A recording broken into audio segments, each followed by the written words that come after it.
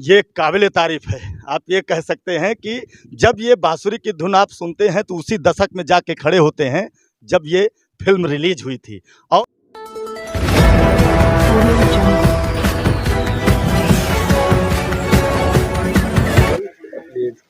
साथियों नमस्कार, R India news में आपका स्वागत है। साथियों आज हम बैठे हैं अंबेडकर नगर के भीटी ब्लॉक में और एक ऐसी प्रतिभा के पास जो प्रतिभा तो थी लेकिन गांव में दबकर रह गई वो प्रतिभा। आज उसी को हम उकेरने की कोशिश करेंगे कि वो प्रतिभा क्यों दब गई और वो प्रतिभा आज कैसी है, क्योंकि पहले तो ये गाए होंगे, बांसुरी भी बजाए होंगे, पहले क्या क्या प्रतिभाएं इनके पास बहुत सारी रही होंगी। आज इनके पास कितनी बची है इस पर शेष चर्चा हम करेंगे। ये भाई साहब बैठे हैं के मौसम जी के नाम से फेमस हैं, लेकिन इनका पूरा क्या नाम है हम इनके मुखार बिंदु से सुनना चाहेंगे।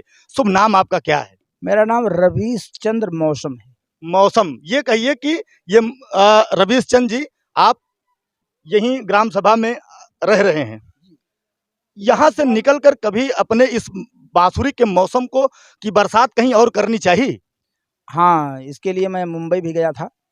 मुंबई में जाके मैंने कुछ गाने अपने रजिस्ट्रेशन करवाए थे, क्योंकि मेरा तो म्यूजिक डायरेक्टर बनने का सपना था, है और रहेगा। एक चीज और कहना चाहूंगा, मैं चाहता हूं कि आपकी जो धुन है, जितनी धुन है, जो भी जानते हैं आप, थोड़ा सा हमारे दर्शकों को बताएं कि आप क्या बेहतर कर सकते हैं, क्या बेहतर बजाते हैं।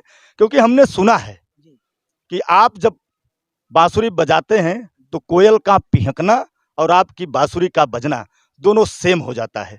एक बार बजा के दिखाएं प्लीज। जी, मैं एक पुराना गाना है, इस गाने का रेंज बहुत ज़्यादा है, तो महेंद्र कपूर साहब का गाना है, बीते हुए लम्हों की कसक साथ वाह होगी। क्या बात है। आपको कह सकते हैं कि ये गाना जैसे ही कहीं आपके कानों में पड़ता है, आपके हृदय से और आपके दिमाग दोनों कहीं ना कहीं उस गाने की तरफ, उस गाने की ओजता की तरफ मुड़ ही जाता है।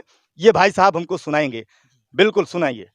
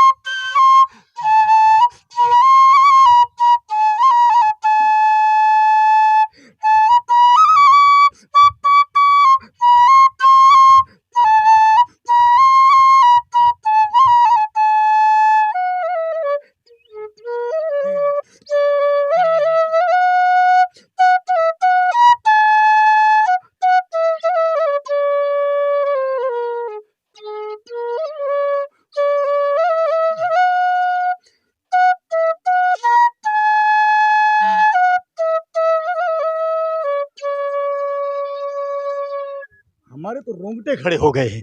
ये आपने तो पूरा वृंदावन का एहसास करा दिया। मुझे लगा कि मैं सोई कालंदी के किनारे बैठकर भगवान कृष्ण की बांसुरी सुन रहा हूँ। और ये कह सकते हैं, मुझे ये भी एहसास हुआ कि कहीं मैं कृष्ण भगवान के पास खड़े होकर उन गोपियों को नृत्य करते हुए साक्षात दर्शन कर रहा हूँ। ये महसूस किया हमने। लेकिन वाकई में आपकी प्रतिभा लाजवाब है। और दूसरी भी मैं सुनना चाहूँगा, क्योंकि आपने अंतरात्मा को बिल्कुल हमारे कहीं न कहीं वो हाथ डाल दिया है कि वो व्याकुल है एकदम सुनने के लिए। तो मैं चाहता हूं कि दूसरी भी आप मुझे सुनाएं, क्योंकि मन तो बड़ा चंचल होता है, वो कुछ पाता है तो कुछ और पाने की चाहत रखता है। मैं तो वो सुनाऊंगा, सुनाएंगे प्लीज। ये एक धुन मैं सुनाना चाहूँगा। ये फिल्म का नाम है अखियों के झरोखे से। क्या बात है, बहुत पुरानी फिल्म है और झकियों अखियों के झरोखे वाली फिल्म आप ये कह सकते हैं कि उस समय जो ट्रेंडिंग में थी, आज की फिल्मों को जो आप देखते हैं 200 करोड़ 400 करोड़ की फिल्मों को टक्कर दे सकती थी। हम चाहेंगे, बिल्कुल सुनाइए। और ये गाना हमारे परम आदरणीय गुरुजी रविंद्र जैन साहब का है। उनकी एक बहुत बड़ी काबिलियत थी कि फिल्म सिटी में तो बहुत म्यूजिक डायरेक्टर थे, लेकिन 2-4-6 म्यूजिक डायरेक्टर ऐसे थे, हम गाना सुनना चाहेंगे फिर और बस सारी चीजें हम, उनका जो है ये लिखा भी गाना है और उनकी कंपोजिंग भी है। क्योंकि मैं जितना ये कह सकता हूँ कि जितनी चाहत आपके लिए है, शायद मैं वहां नहीं पहुंच पाया, वो चाहत आपके पास खींच के लाएगी, तो मैं सुनना सिर्फ कोई आपसे बात नहीं, कोई चाहूंगा। बात नहीं, कोई बात व्याकुल हो रहा नहीं, हूँ, कोई बिल्कुल ये बात नहीं, कहिए। कोई बात नहीं, लीजिए सुनिए।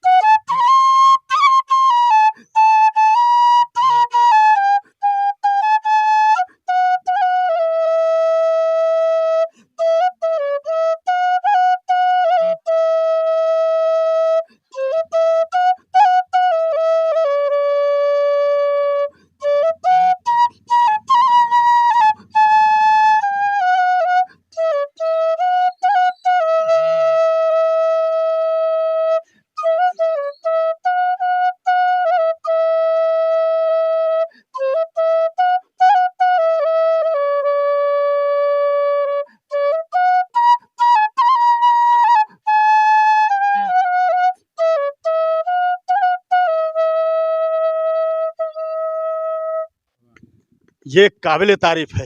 आप ये कह सकते हैं कि जब ये बांसुरी की धुन आप सुनते हैं तो उसी दशक में जाके खड़े होते हैं जब ये फिल्म रिलीज हुई थी, और वो दृश्य आपकी आंखों के सामने घूम जाता है जहां हीरोइन अपने हीरो के साथ बिल्कुल हाथ पकड़ के उस उपवन में घूमती हुई नजर आती थी। वो माहौल यहाँ अपने आप बन जाता है। एक चीज और कहना चाहेंगे कि जैसे लता के जमाने की कोई देशभक्ति गीत जो आपके कानों को छूती हुई आपके हृदय में प्रवेश हुई हो और आप उसको हृदय से महसूस किया हो कि काश एक बार मैं भी इस पर एक बांसुरी बजा पाता, ऐसा कभी आपके मन में हुआ? अगर वो आता है और उस पर आप बजा सकते, तो मैं चाहूंगा एक गीत, एक बांसुरी की धुन मेरे कानों में, मेरे दर्शकों के कानों में, और इस दुनिया में जहां जहां तक ये वीडियो जाए उन सारे लोगों के कानों में ये मधुर आवाज, ये कोयल सी आवाज, ये आपकी बांसुरी जो भगवान कृष्ण के माध्यम से मान के चलिए कि आप तक पहुंची है, उसकी आवाज हर दर्शक के कान में पहुंचे। मैं चाहूंगा उस जमाने की कोई देशभक्ति गीत। लता जी का एक गाना है जो कि लता जी तो बहुत महान हैं, उनके बारे में बात करना है हम जैसे छोटे लोगों के लिए कुछ नहीं नहीं नहीं, है। वो प्रेरणादायक हैं, वो उनसे हम प्रेरणादायक लोग हैं। प्रेरणा लेते हैं। जी, वो ये कह सकते हैं कि जिनके दिल में संगीत नहीं है वो मुर्दा है। ये माना जाता है कि जिनके हृदय में संगीत और कानों में सुर नहीं है वो मुर्दे के समान है। तो उन्होंने इस धरती को संगीत दिया है, उन्होंने जो दिया है शायद आने वाली इन पीढ़ियों में शायद कोई निकल कर आएगा।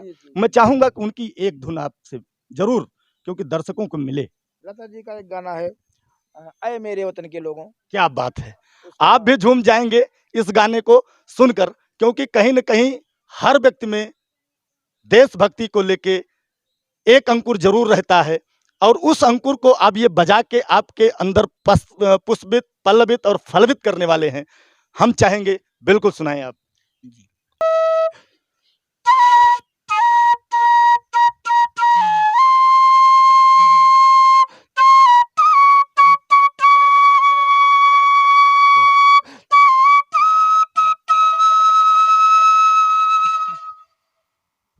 ये कह सकते हैं कि हमारे तो ये कहिए कि शरीर के अंदर जितने बाल हैं वो कहीं न कहीं रोमांचित हो उठे हैं।